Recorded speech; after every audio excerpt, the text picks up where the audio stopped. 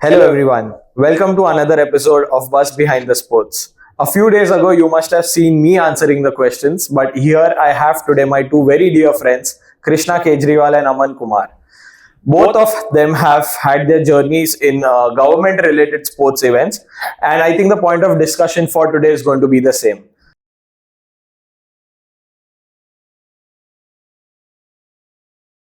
Hello Aman, hello Krishna. Hello, Parth. How are you guys doing? I know these guys have been really very busy, but they have somehow managed to get some time out.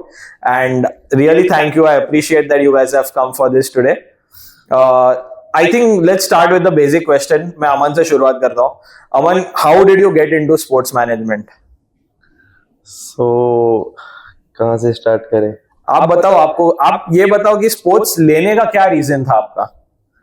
Like, I have completed my sports major on 2018 Okay. to 2020. So, 2018 जब when I have completed my graduation, तो उसके बाद ऐसा था कि कुछ तो करना है, but not नॉर्मल MBA नहीं करना है.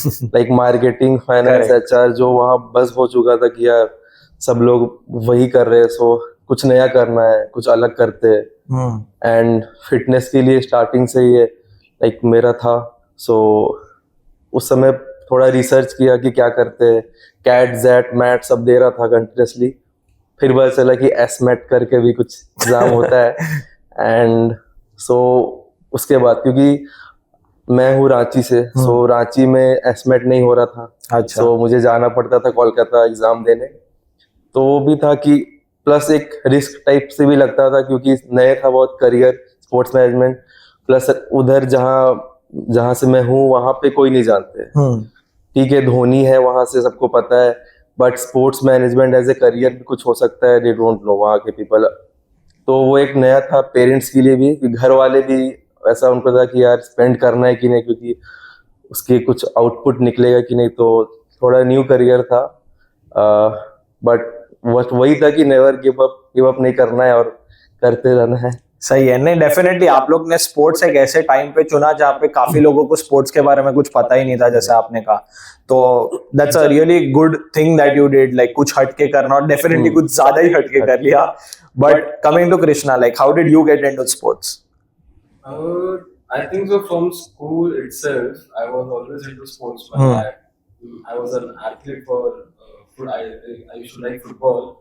So तभी से I think so I was into sports. I started playing for school. Then I came to college. I started playing for college. I played for clubs, various clubs basically. And उसके बाद I just wanted to do something. So I still remember मेरा TY का exam था. उससे पहले I had a fracture. I had a football match. I was just उसमें मेरा एक small सा accident हो गया and I had a big fracture for a year or so. तो अब इसमें एक क्वेश्चन था कि what have to do, because मेरा TY एग्जाम था, ग्रेजुएशन होने वाला था and didn't have any clue कि करना क्या है next. तो मेरे को अभी भी याद है जब मैंने ISM में एडमिशन लेने से पहले जब मैं काउंसलिंग के लिए आया था, तो I had a plaster till my knee.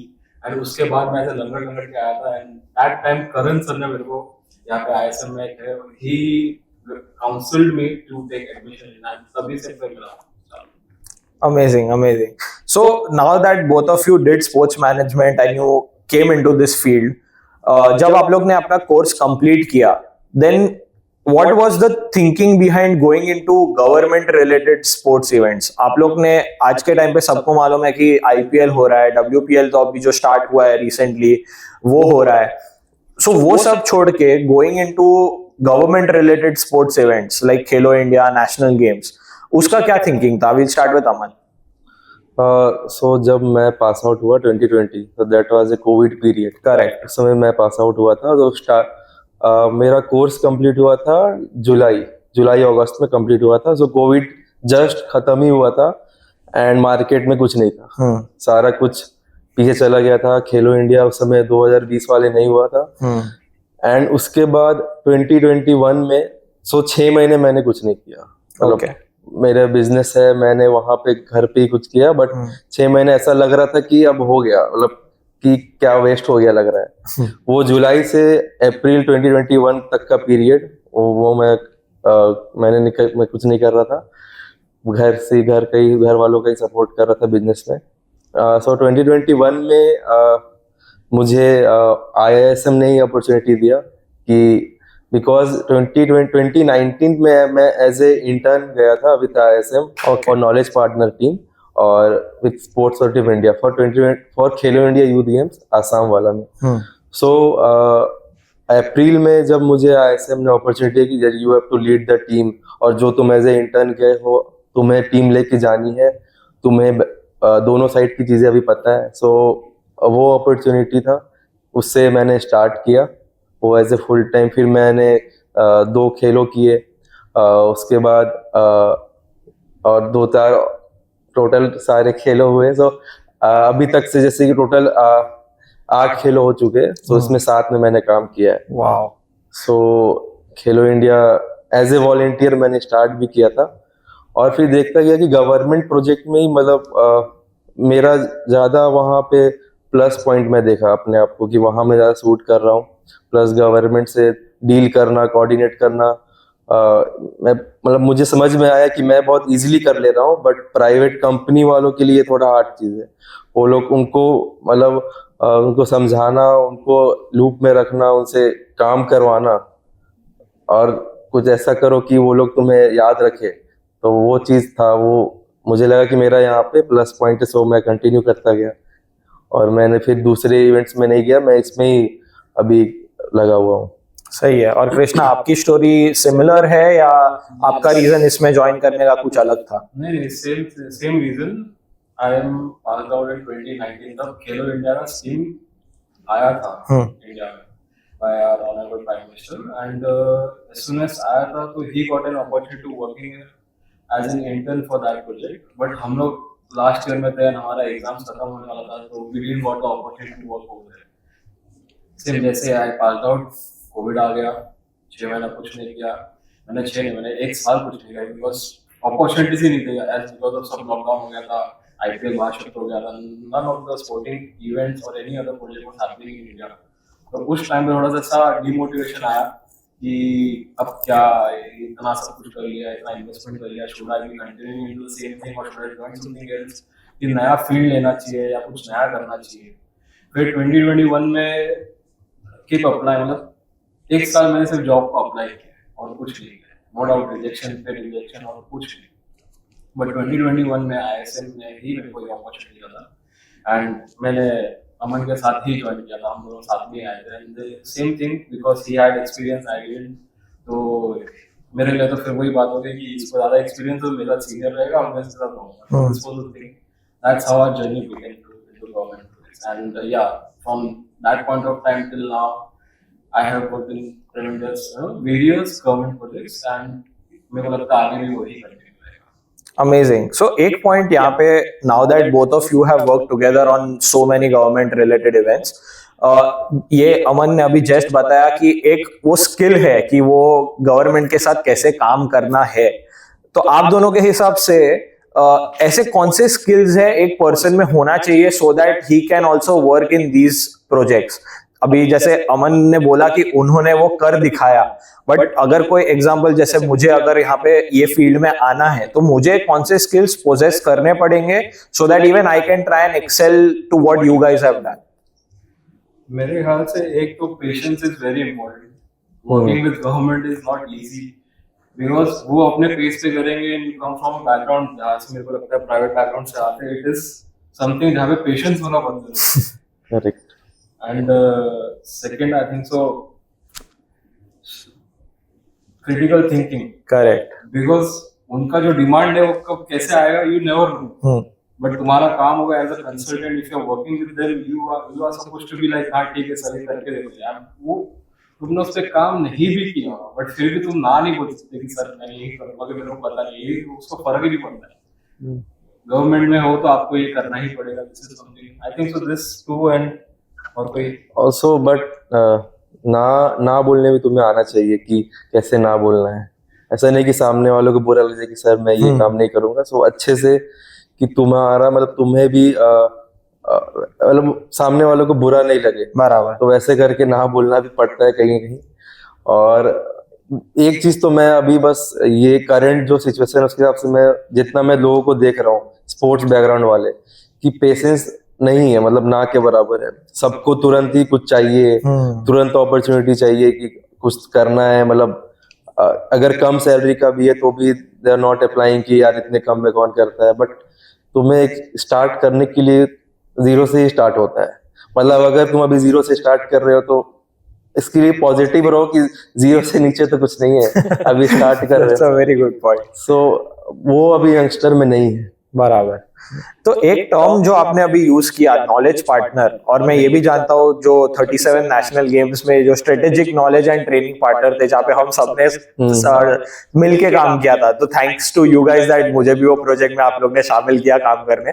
But ये जो टर्मिनोलॉजीज है, वो उसका मतलब क्या है, जो लोग को इसके बारे में नहीं पता, what is knowledge partner, what is strategic training and knowledge partner, उसमें करना क्या पड़ता है? तो जो नॉलेज पार्टनर स्टार्ट हुआ था 2019, first knowledge partner ISM was the first knowledge partner for sports authority of India और खेलो इंडिया यूथ गेम आसाम, वहां से ये स्टार्ट हुआ। तब मैं एज एन इंटर्न गया था। सो नॉलेज पार्टनर लाइक बहुत सारे पार्टनर्स आप देखोगे कि लीग में इवेंट में होते हैं, ब्रॉडकास्ट पार्टनर, फिर मैच पार्टनर, ये पार्टनर। तो knowledge partner as an institute ये बहुत ही सेफ टर्म है और बहुत ही ऐसा अनएक्सप्लोर ये है एक टर्म एरिया। तो ऐसा नहीं कि नॉलेज पढ़ना अगर हो के आप जाते हो तो जो टर्म है नॉलेज, उसकी वजह से दे आर एक्सपेक्टिंग कि सब कुछ इसको पता होगा क्योंकि ये नॉलेज पार्टनर टीम से। बट हम अपना जो बेसिक यही रोल था स्टार्टिंग से एज एन इंटर्न भी, और अभी मैं टीम लीड भी करता हूँ, कि जो भी गैप्स होते हैं, लाइक गवर्नमेंट अकेले ऑर्गेनाइज नहीं करती event, they need multiple agencies and state से टाई अप करके। सो वो जो गैप होता है उनके बीच में, चाहे वो कोऑर्डिनेशन का हो गया, चाहे वो मैन पावर डिप्लॉयमेंट का हो गया, टेंडर रिलेटेड क्या है, तो वो जो गैप है वो नॉलेज पार्टनर वो काम क्लियर करते हैं, वो जो ब्रिज करते हैं वो उसका गैप, कि दोनों के बीच में क्या कोऑर्डिनेशन का दिक्कत है। अगर किसी को कुछ असिस्टेंट चाहिए रिगार्डिंग इवेंट से रिलेटेड, क्योंकि हम लोग को नॉलेज है, हम लोग को एक अपना बेनिफिट ये है कि हम लोग को थ्योरेटिकल भी नॉलेज है, प्रैक्टिकल भी है।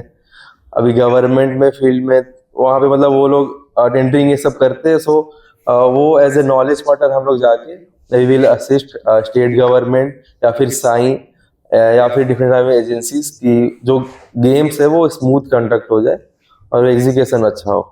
सो अपनी पूरी टीम ही जाती है हर इवेंट में। इसमें कैसा होता है कि basically also with this we also prepare a standard operating procedure for executing the event, the SOPs, correct. So basically कि कैसा होता है कि we help them to prepare SOP, जो स्ट्रक्चर रहेगा, प्रोसेसेस रहेंगे सारे, ये ऐसे प्रोसेस होना चाहिए, ये ऐसे होना चाहिए। तो overall knowledge about the how to implement a large scale event like national games and Khelo India, तो we help them by providing SOPs as well.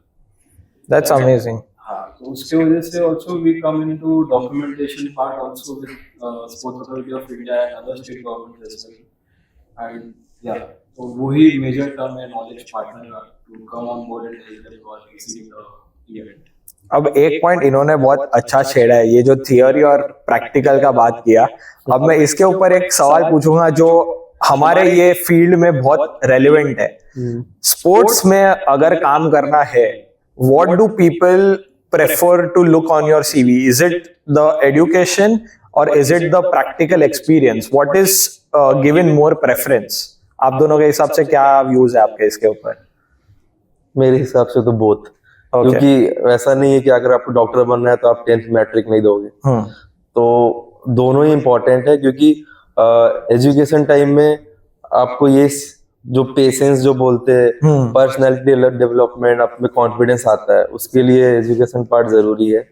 उसके बाद ही आप खुद को परफॉर्म कर पाओगे, क्योंकि इवेंट्स में मैक्सिमम टाइम आपके जो आप कैसे काम कर रहे हो, आप कैसे, आपका पर्सनैलिटी क्या है, वो सब बहुत कुछ देखा जाता है, क्योंकि इवेंट्स में मोर देन 100 पीपल इन्वॉल्व होते हैं। तो ऐसा नहीं है कि आप सबसे बात कर पाओगे, सब आपको देख के ही जज करते हैं, आपका वे ऑफ टॉकिंग, आपका वे ऑफ बात कर रहे हैं, कैसे कर रहे हैं, आपका काम क्या हो रहा है। सो वो करने के लिए आपको पहले तो पढ़ाई करनी ही पड़ेगी, कि जो भी, ऐसा नहीं कि स्पोर्ट्स मैनेजमेंट तो मतलब ग्राउंड में जाए, मुझे प्रैक्टिकल नॉलेज ही चाहिए या सिर्फ थ्योरी चाहिए, दोनों का बैलेंस लाइफ में चाहिए। तो बैलेंस बने रहना चाहिए मेरे हिसाब से। मेरे को लगता है कि एज पर टू डिमांड यहाँ पे इंडिया में एज ऑफ नाउ तो people look after the practical knowledge you have, because कैसा है कि स्पोर्ट्स इंडस्ट्री में स्पोर्ट्स मैनेजमेंट करके केम आई थिंक सो बाय 2019 अब भी जाके ये बूम हो रहा है कि भाई डिग्री मिलता है इसके अंदर, we get a opportunity to study what is sports management and all.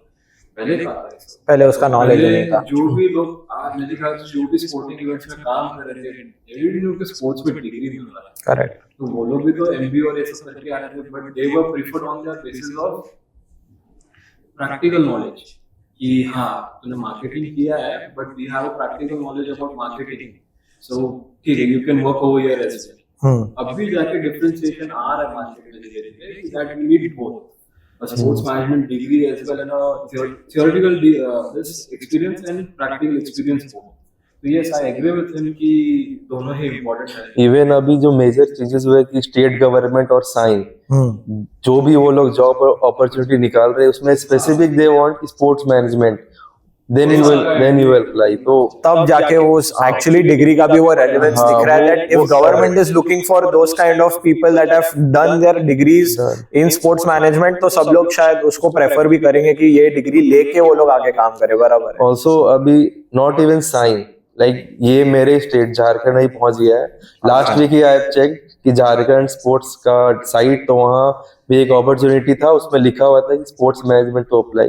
सो ये अब देखो कि हर तरफ ये पहुंच गया। तो अच्छा लगता है हम लोग को भी कि अभी डिग्री किया है। और हाँ, क्योंकि आप लोग ने जिस टाइम पे किया था वो उस टाइम पे काफी लोगों को उसके बारे में पता ही नहीं था, और अब जाके वो डिग्री का वो relevance for you guys it is showing out in the industry. So I still remember कि जब मैं एडमिशन लेके यहाँ से घर गया था उसके बाद मेरे फर्स्ट फैमिली में 100 people, so they asked me very simple question तू कर क्या रहा है? मैंने बोला कि I just took admission into sports management institute जहाँ पे मेरे को स्पोर्ट्स मैनेजमेंट डिग्री मिलेगी। They were like ये भी होता है अपने इंडिया में, तो वो अभी और उसमें बहुत ज्यादा डिफरेंस है आज के टाइम में। ऐसा हो गया, तो उस समय ऐसा हो गया था कि क्या कर रहा है स्पोर्ट्स मैनेजमेंट, हाँ वो तो ठीक है और क्या कर रहा है?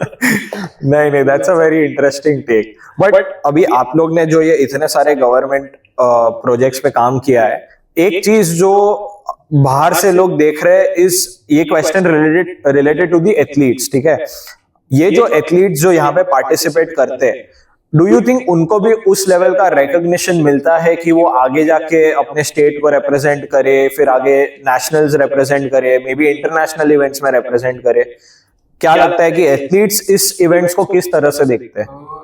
मैं इसमें व्हाट आई थिंक इज कि जब 2019 में जब मोदी जी ने ये लॉन्च किया था, उससे पहले जो नेशनल गेम्स होते थे, national games are the events that happens जो ओपन रहते हैं, okay, not a specific age और एनीथिंग। तो ये खेलो इंडिया आने से पहले जो स्टार्ट हुआ था खेलो India school games, if I am तो खेलो इंडिया स्कूल गेम्स के बाद ये हुआ था कि खेलो इंडिया यूथ गेम्स करेंगे and Khelo India university games करेंगे। थोड़ा ग्रासरूट लेवल पे जो अपॉर्चुनिटीज बच्चों को मिलनी चाहिए वो हो रहा है, एंड बाय पास्ट 3 इयर्स में तो बहुत ज्यादा ड्रास्टिक चेंज हुआ है। इसके लिए आई थिंक सो कि this is a very good opportunity for everyone to showcase their talent on this platform. Amazing.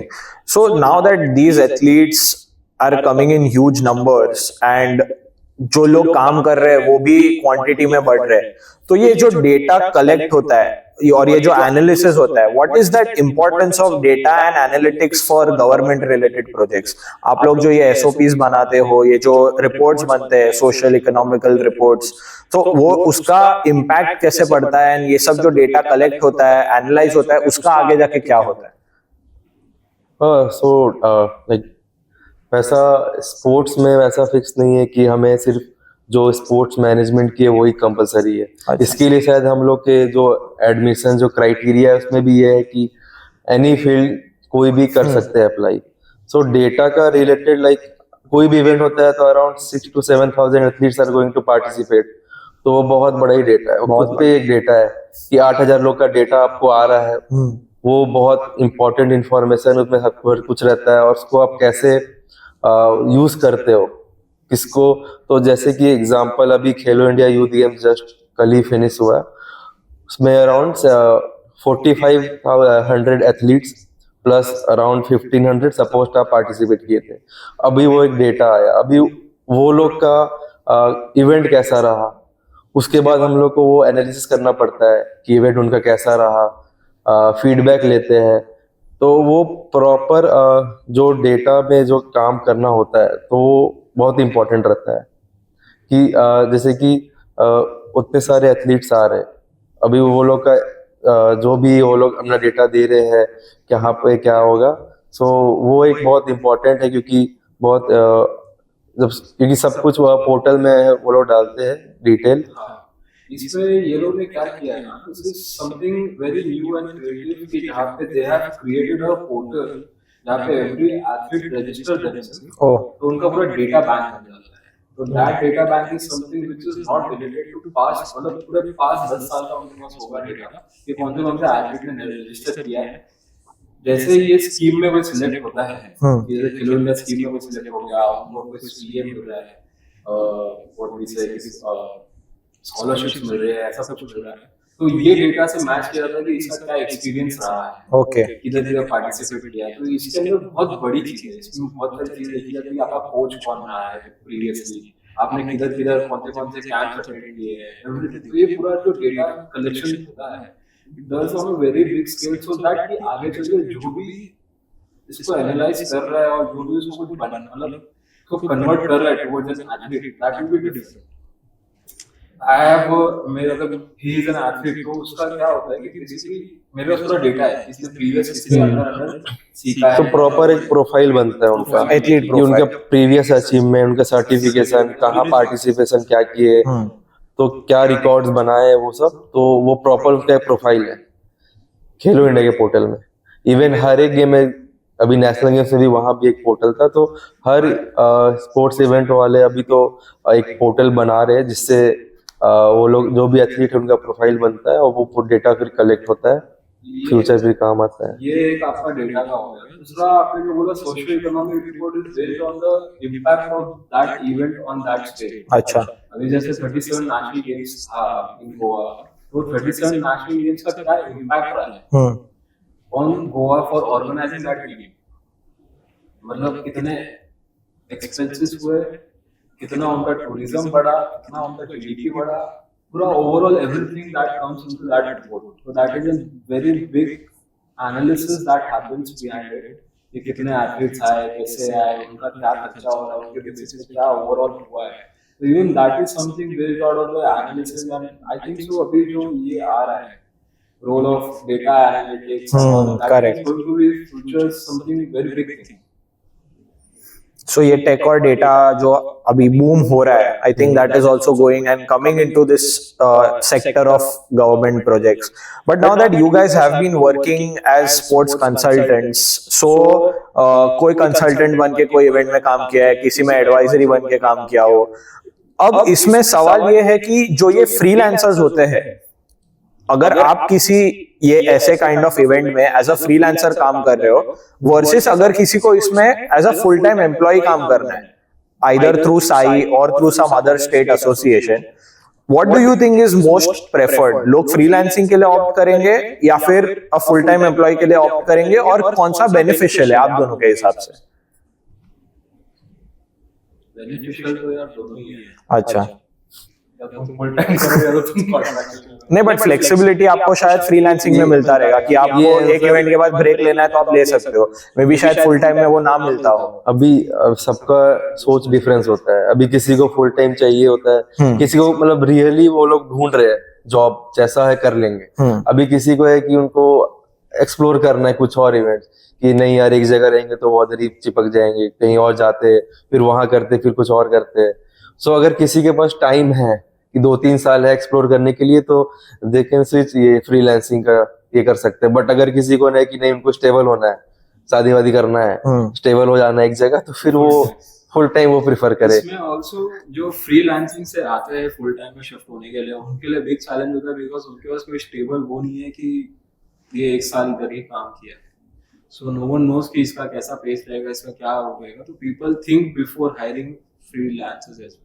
Okay, तो वो क्वेश्चन आ ही जाता है कि इसका ये 1 साल रहेगा कि नहीं रहेगा। Basically if you are working project to project तो 6 महीने में खत्म हो जाता है, बराबर उसके बाद क्या, बराबर you switch to something else. तो फिर वो एक थॉट आया था कि एनी, मेरे ख्याल से hiring would be giving a thought about it कि ये तो 6 महीने इधर काम किया है, ये 1 साल करेगा कि नहीं करेगा, हमारे पास भी ये हो गया हायरिंग पार्ट की तरफ से। हाँ, ये हो बट गया अगर जो कैंडिडेट है उसको अगर नहीं करना है, नहीं यार मुझे, उसको अगर खुद पे कॉन्फिडेंस है कि हाँ नहीं लेना है, मतलब मैं चला दूसरी जगह, तो अगर उनको एक्सप्लोर करना है तो वो फ्रीलांसिंग, फ्रीलांसिंग भी। हाँ, तो दोनों इसके फ्रीलांसिंग में एक और बेनिफिट है कि थोड़े पैसे ज्यादा मिल जाते हैं। अच्छा क्योंकि कॉन्ट्रैक्ट कि आपका फुल टाइम ऐसा हो गया कि 1 साल के बाद ही इंक्रीमेंट होता है या 6 महीने बाद correct. परफॉर्मेंस के हिसाब से। बट फ्रीलांसिंग में आप क्योंकि कॉन्ट्रैक्चुअल आप स्विच करते हो तो आप नेक्स्ट समय इतना डिमांड कर सकते हो, तो एक ये भी बेनिफिट। बट क्या आपको लगता है ये डिमांड्स फुलफिल होते हैं? मतलब अगर आपने एक प्रोजेक्ट पे एक काम एग्जांपल, फुल टाइम आप 10,000 आपको मिल रहा है एग्जांपल, बट फ्रीलांसिंग में आपको 10,000 मिल रहा है। अभी 10 आपको 10 से अगर 20 होना है तो 1 साल वेट करना पड़ता है। बराबर यही अगर फ्रीलांसिंग आपको प्रोजेक्ट आप चेंज करते हैं तो 10 से 20 नहीं तो 15 तो मिल ही जाता है। अच्छा। ऐसा है। बढ़ तो जाता। बट अभी ये जो फील्ड में आप लोग काम कर रहे हो, what is the end goal? Like अगर किसी को 5 साल 10 साल गवर्नमेंट रिलेटेड प्रोजेक्ट्स ही काम करना है, वो खुद को कहाँ देखना चाहेगा कि मुझे इस लेवल पे पहुंचना है? What is that level that people look up to? तो आई थिंक सो स्टार्ट तो एज अ कंसल्टेंट करना चाहिए, एंड एंड गोल तो फिर वर्किंग फॉर गवर्नमेंट, MYS हो गया या तो स्पोर्ट्स अथॉरिटी ऑफ इंडिया हो गया। बट डेजिग्नेशन वाइज आप क्या कहोगे कि ये कौन सा डेजिग्नेशन है दैट पीपल शुड एंटिसिपेट कि लेट्स से आज मैं कंसल्टेंट स्टार्ट कर रहा हूँ, 5 years डाउन द लाइन मुझे इस रोल पे रहना है, तो what is that role that people look up to? तो रोज तो like starting as a trainee करते हैं, उसके बाद कंसल्टेंट हुए, फिर इवेंट एक्सपर्ट्स होते हैं, अच्छा, फिर उसके बाद प्रोजेक्ट लीड होंगे आप, डायरेक्टर होंगे, प्रोजेक्ट डायरेक्टर, प्रोजेक्ट ऑर्गेनाइजर होंगे, स्ट्रैटेजी तो एडवाइजर्स होंगे। एडवाइजर्स होंगे। So like director and executive director ये लास्ट होता है। नहीं तो ये तो आपने सबसे बढ़िया बात बोल दी। अब इसमें कैसा है, जो हमने अब तक देखे हैं, जैसे आप पार्टनर्स की बात कर रहे थे, when you look at organizations like Deloitte, EY, GT, ये सब भी ये सारे प्रोजेक्ट्स में काफी इन्वॉल्वमेंट दिखा रहे हैं। So what do you think are the roles that these organizations, because आपको भी पता है कि इंडस्ट्री में ये organizations का नाम सुन के पता चल जाता है that these are like the big fours, big fives of the industry. So what roles do these companies, these institutions play in these government related projects? Even they have two things which happens. It is they hire project to project people and जो permanent होते हैं उनके own इसमें. So if for example if Deloitte is hired, like Deloitte worked for 37 national games, तो उनके जो fixed term project मतलब जो employees थे वो तो रहते ही है, but simultaneously project to project they hire people on contractual basis. Okay. So the post start from the sports consultant to procurement expert, financial expert, IT expert, various things into sports that comes into that. Senior consultant, project manager, project lead, project director. These are the posts they look for. And इसमें भी vary करता है कि what experience you bring to the table. अभी if you ask me now, I think so your next question would be कि इसमें experience कहाँ से आएगा if they don't hire. Correct. But इसमें कैसा होता है कि when you work to project into sports, they look after your profile कि आपने कौन से प्रोफाइल पे काम किया है, और दैट कि कौन से इवेंट पे काम किया है। आप IPL में काम कर रहे हो, बट अगर आप ऐसा पानी उठाने का काम कर रहे हो तो कोई सेंस नहीं है। You are working as a head of a department, you are working as a consultant at a department, what post you are working at वो matter। बट ये अगर आज मैं किसी को बोल रहा हूँ कि लेट्स से 37 नेशनल गेम्स में GT कुछ काम कर रहा है, तो वो समझने के लिए वो क्या काम कर रहे हैं? How do you explain people that what is the role that GT is playing in these event? So like जितना मैं देखा हूँ कि सारे स्टेट में कोई PMU एक टर्म दिया गया है, project management unit. Okay, so they come as a project management unit, जैसे कि अभी तमिलनाडु में GT थी। Okay, so state government hire करती है एक project management unit for the assist on the overall education of the ये Khelo India games, planning and education के लिए। तो वो जैसे कि GT है, बट अभी जो मेन फैक्टर है कि GT है, डेलॉयट या फिर EY है या फिर PwC या फिर KPMG, वो बस नाम चेंज हो रहा है। क्योंकि अभी भी बहुत ही लिमिटेड लोग हैं जो कि लोग ही स्विच होते हैं, ओके, वही टीम डेलॉयट में, वही टीम जीटी में, समझ गया। ये हम लोगों ने देखा है। अच्छा, सो वो बस टैग दिख रहा है कि जीटी है, ये है, और देखा जाए तो उनको ये सब एक दो प्रोजेक्ट से उतना फर्क नहीं पड़ता क्योंकि ऑलरेडी वो लोग एक लेवल में है, वो कंपनी का नाम है। करेक्ट। सो बट हम लोगों ने जो किया था अभी नेशनल गेम्स में, सो हम लोग का ये अच्छा है क्योंकि हम लोग अभी जिनका ऑलरेडी कुछ नाम है वो तो है भाई, बट अब जीरो से कुछ करके दिखाओ तो, कुछ नाम बना के दिखाओ तो उसका अलग मजा है। ये एक डेफिनेटली बहुत अच्छा पॉइंट बोला, और इस चीज पे ही मेरे को एक ये चीज पूछना है कि why did you guys think of getting into these projects and not going into private events like IPL, WPL? अब हमने देखा है कि कोविड के बाद जो इंडस्ट्री का बूम हुआ है, बहुत सारे इवेंट्स आ चुके हैं, बहुत सारे मैराथन्स होते हैं, बहुत सारे नए नए स्पोर्ट्स, पिकल बॉल, पैडल के टूर्नामेंट्स होते हैं।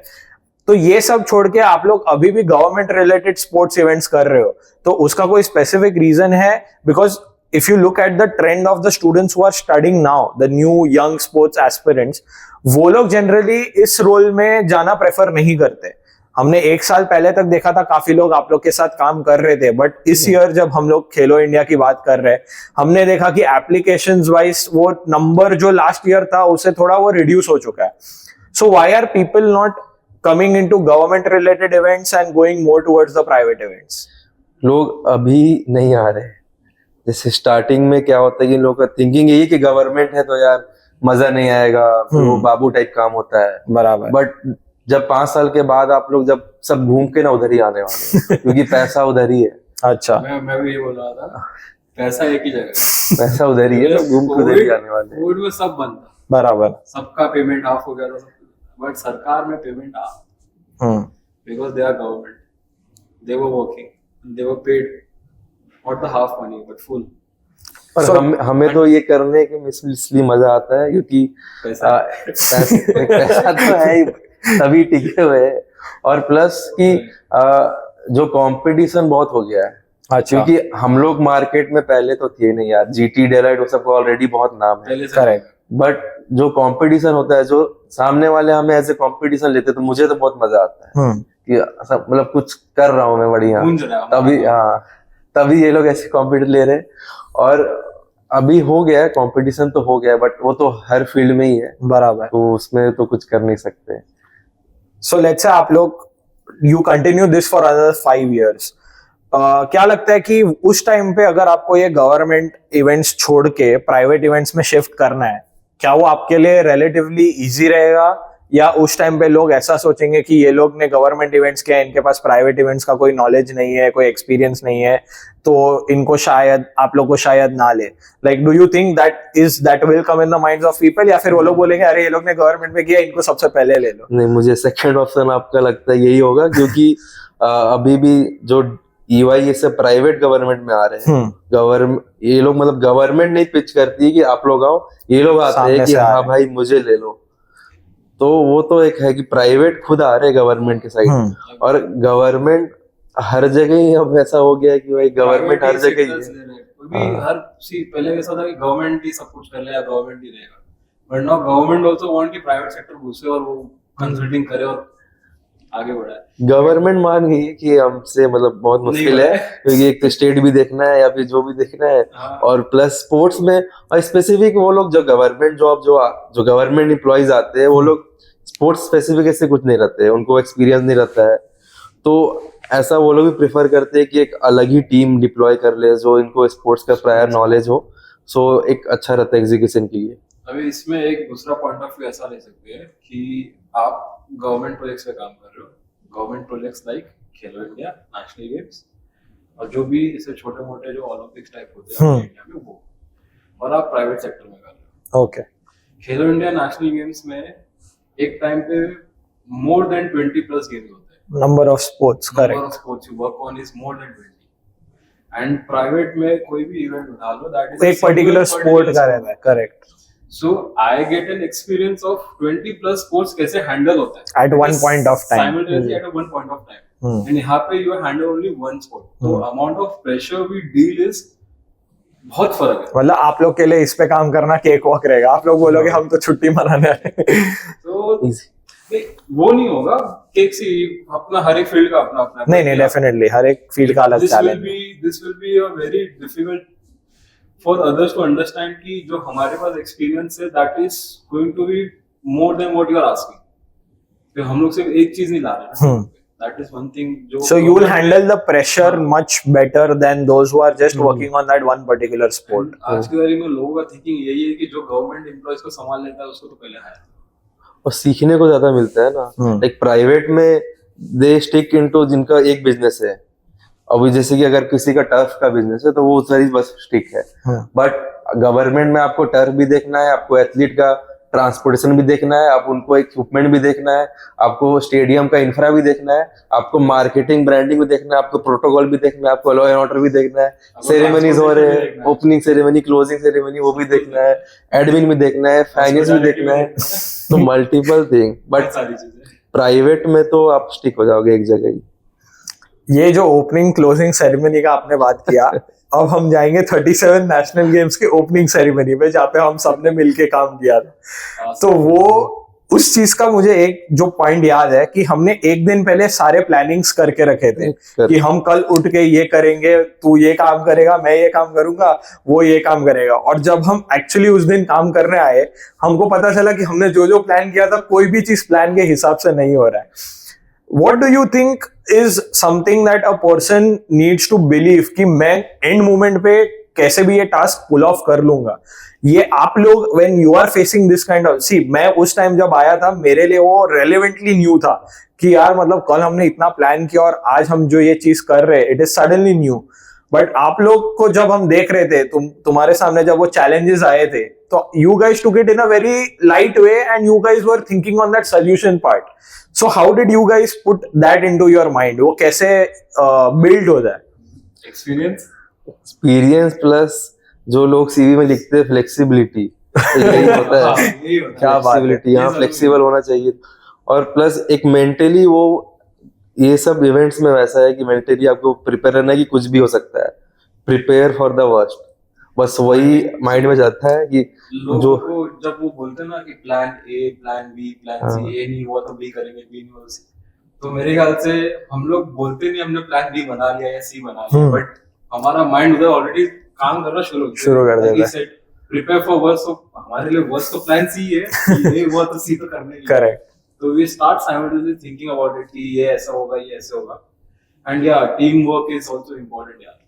सो आई थिंक इस पॉइंट का कंक्लूजन में ये ले सकता हूँ कि जो लोग सीवीज पे फ्लेक्सिबिलिटी और ये सब लिखते हैं, उस वो एक्चुअली एक टर्म सिर्फ लिखने के लिए नहीं है, बट एक्चुअली वो इंडस्ट्री में उतना रेलेवेंट भी है। आई मीन बहुत सारे लोग सिर्फ लिख देते हैं कि मैं टीम वर्क में अच्छा हूँ, बट आई थिंक ये जो इवेंट्स पे काम कर रहे हो और उस वक्त जो टीम वर्क दिखाना पड़ता है, I think that is more relevant.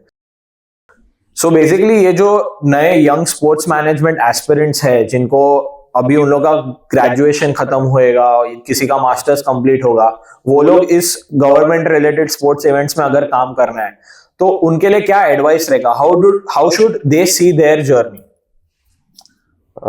अगर मेरे से पूछते हो तो लाइक जो मैंने स्टार्ट किया था एज ए वॉलंटियर था, जिसके मुझे पैसे भी नहीं मिले थे। एज ए वॉलंटियर स्टार्ट किया था मैंने खेलो इंडिया यूथ गेम्स के लिए, जो पुणे में हुआ था 2019 में। खेलो इंडिया किया, उसके बाद आईपीएल में अपॉर्चुनिटी मिला मुझे राजस्थान रॉयल के साथ, फिर मैंने आईपीएल किया, फिर मुझे आईएसएल में भी मिला अपॉर्चुनिटी जमशेदपुर फुटबॉल क्लब के साथ। अच्छा। फिर मैंने आईएसएल किया, फिर मुझे पीकेएल में भी मिला यू मुंबा के साथ एनएससीआई डोम मुंबई में। सो ये 4 इवेंट मैंने किए कंटिन्यूसली, और फिर मैं देखा कि वो जो 4 इवेंट थे, लाइक एट दैट टाइम वो इंडिया के टॉप इवेंट थे। आईपीएल, आईएसएल, पीकेएल, खेलो इंडिया, चारों करके मैं 4 धाम यात्रा पूरी कर ली। करके मैं सोच रहा था कि इनमें से कहाँ जाऊं। फिर जैसे कि आईपीएल में सोचा कि यार ये 2-3 महीने हैं, फिर उसके बाद तो फिर फ्री हो जाओगे। आईएसएल भी कुछ लिमिटेड टाइम के लिए, क्योंकि एक टाइम में या तो तुम सेंट्रल टीम में जाके पूरे इंडिया घूमो, या फिर एक वेन्यू के लिए 1 से 2 महीने 3 महीने।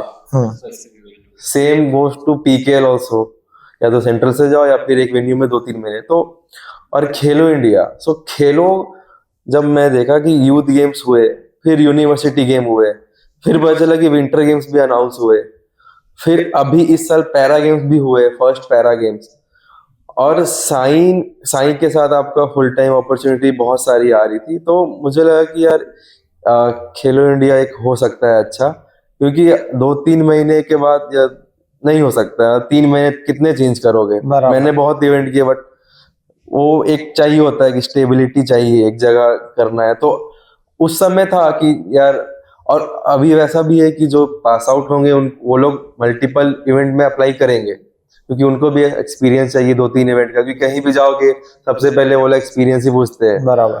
तो वो भी एक कहीं पे ठीक है, बट उसके बाद आपको कब स्विच करना है फुल टाइम में वो जरूरी है, क्योंकि एक स्टेबिलिटी तो चाहिए होगा। 2 महीने का इवेंट पहले करते थे, बट अभी मैं जाके 6 महीने साल भर के कॉन्ट्रैक्ट में आता हूँ। सो 2 महीने से लेके अभी साल भर का कॉन्ट्रैक्ट आता है, अभी 2 साल 3 साल का कॉन्ट्रैक्ट। तो अब थोड़ा कॉन्फिडेंस अब अच्छा लगता है कि ग्रोथ वाइज भी ग्रोथ हो रहा है। बराबर। पहला चीज तो ये कि ग्रोथ होते रहना चाहिए, ये एक एकदम मस्ट है। ऐसा नहीं कि यार तुम अच्छे से काम भी कर रहे हो, इवेंट में लेट नाइट वर्क आवर भी होता है, बट तुम्हारा ग्रोथ नहीं हो रहा तो कोई सेंस नहीं है। बराबर। तो ग्रोथ होते रहना चाहिए, और मल्टीपल इवेंट्स करने के बाद एक स्टेबिलिटी सब लोग को चाहिए। What is your advice? I think सो जो अभी फ्रेश अभी लाइक ही सेड कि जब वो निकला एंड जैसे I left I didn't think कि मैं हम लोग कोई भी पैसे के पीछे भागता। ओके। फिर तभी जब हम लोग निकले तो पीपल वर लाइक कि तुम्हारे पास है क्या जो तुम पैसे मांग रहे हो। द क्वेश्चन वाज दैट कि what experience do you bring to the table, you are asking for so much money. And जब आई स्टार्टेड वर्किंग, मेरे को किसी ने भी बोला नहीं कि तू पैसे मांग, या तो मैंने सामने से सबको बोला कि मेरे को पैसे नहीं चाहिए right now, I am looking for experience so that जब मेरा टाइम आएगा मांगने का तो मैं मुंह खोल के मांग सकूं। And I think so we both did that कि जब हमारे पास टाइम था हम लोग ने चुपचाप खाली एक्सपीरियंस लिया लिया लिया, जहाँ भी जरूरत पड़ी वहाँ हम लोग, और हमने कभी ना नहीं बोला चीज के लिए। ठीक है सर ये करना ये भी हो जाएगा, इसके साथ मैं आपको ये भी करके दूंगा। एक इसी का एग्जांपल है, जब यहाँ कैंपस में ही आई आस्क्ड वन स्टूडेंट कि why you are not applying. तो इंटर्नशिप था 15,000 पर मंथ, जो मतलब आई क्लियर है। तो नहीं सर 15,000 में क्या होगा, और वो बैचलर किया, मास्टर्स भी नहीं किया। ओके। अच्छा है यार, क्यों नहीं, 15,000 है। मतलब एक्सपेक्टेशन उनका कि यार इतना चाहिए तुम्हें, तो ठीक है। एक तो अपॉर्चुनिटी मिल रहा है तुम्हें कैंपस में, स्पोर्ट्स में इतनी लिमिटेड अपॉर्चुनिटी है, ऊपर से क्योंकि मैं तो फ्री में किया था। बराबर। मैंने 2-3 इवेंट फ्री में किए, एमबीए जब मैं कर रहा था। तो यहाँ बैचलर्स में अगर तुम्हें 15-20 हजार मिल रहा है, प्लस एक्सपीरियंस प्लस एक्सप्लोर है, प्लस तुम इतने लोगों से मिलोगे, कनेक्शन बनाओगे, तो वो चीज लोग देखते नहीं है। लोग आजकल सिर्फ पैसे के पीछे भाग रहे हैं, दे डोंट अंडरस्टैंड कि पैसे के पीछे तब भाग रहे तुम्हारे कुछ देने के लिए हो ना। तो एक इंटरव्यू अगर तुम you sit for an interview, जो हायरिंग होता है वो एक ही चीज होता है, what you are bringing to the table. Correct. तुम्हारे पास तुम बोलोगे क्या उसमें, नहीं सर हमारे पास 3D पे इसके लिए हम आ रहे हैं, तो वो तो हंस देगा तुम्हारे पे यार। तो वो तो सोचो तुम लोग कभी। एंड प्री फॉर अभी इन 2023 आई थिंक सो, एंड उससे पहले अगर देखोगे ड्यूरिंग आवर टाइम जब हम लोग ने मास्टर्स करके निकले थे, जॉब अपॉर्चुनिटीज थी का स्पोर्ट्स में। करेक्ट। एटलीस्ट अभी जॉब अपॉर्चुनिटीज है, वो तो एक्सप्लोर करो पहले। यू आस्किंग फॉर, अभी सब लोगों को लगता है कि बाहर निकल के मेरे को लाखों की सैलरी हाथ में मिलेगी, कहाँ से मिलेगी यार। आपके पास ना एक्सपीरियंस है ना, यू डोंट नो कि आपको करना क्या, वही नहीं पता आपको। That is one thing that a lot of people don't know. जब हम भी पूछते हैं तब पता, लाइक अगर आज शायद मेरे को भी कोई पूछे तो I still always give this answer that it is too early for me to decide what I want to do, because मैंने भी पूरा इंडस्ट्री एक्सप्लोर किया नहीं है। जो भी मैं पॉडकास्ट के लिए आपने मुझे बोला, तो अभी भी मुझे लगता है कि यार अभी भी मैं लर्निंग स्टेज में ही हूँ। Exactly. क्योंकि मैं अभी भी मैं खुद को उस लेवल पे नहीं मानता हूँ कि अब मैं हो गया, अब मैं डायरेक्टर बन सकता हूँ। अभी बहुत कुछ सीखना बाकी है। मेरा वही है कि भाई ग्रो करो, लर्न करो, एंड ऑल्सो कि अभी जैसे है कि हमारा भी जो पोजीशन था, जो पहले था और जो भी आज है, वी केम फॉर लॉन्ग वे।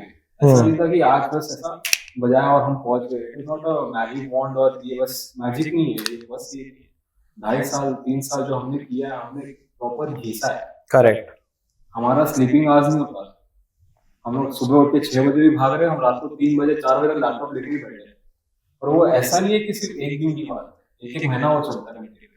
मैं आज ही ये डिस्कशन अमन भाई के साथ कर रहा था कि वो अभी रांची थे, रांची से जा कहाँ पे उत्तराखंड गए थे, चेन्नई गए थे। तो मैं उनको बोल रहा था कि यार क्या बात है भाई, आप तो मस्त घूम रहे हो। बाद में रियलिटी बिहाइंड द सीन्स ये है कि सबको देखा- हमको दिख रहा है वो घूम रहे हैं क्योंकि वो इंस्टा स्टोरी पे सिर्फ वो दिखता है, बट बिहाइंड द स्टोरी क्या हो रहा है वो सिर्फ उनको पता है। मेरे को करेक्ट, सबको दूसरे का जॉब अच्छा लगता है यार, तो मस्त लग रहा है, पहला चीज तो सही है। बात है। दूसरों की नौकरी सबको पसंद है, खुद की छोड़ के। नहीं, so I think the key takeaways here are, one is not to say no to everything that comes your way. जैसे ही तुम निकल रहे हो, I think better is to take all the experiences that you are getting, and I think don't chase money, chase experiences. One thing that definitely one should keep in mind.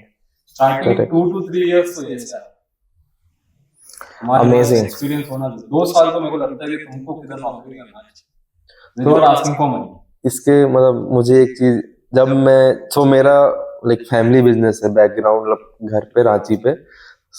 Starting मेरा वैसा था कि जब मैं interview देता था, जब ISM से मुझे अपॉर्चुनिटी मिला, 2-4 मैं गया था इंटरव्यू देने, तो बैक ऑफ द माइंड ये चलता था कि यार नहीं हुआ तो बिजनेस तो है ही। Correct. तो लेकिन वो मुझे खराब भी लगता था कि यार बिजनेस है, इसके लिए मैं कर रहा हूँ। तो वो मेरे माइंड में था कि भाई बिजनेस तो है ही, वो नहीं करना है।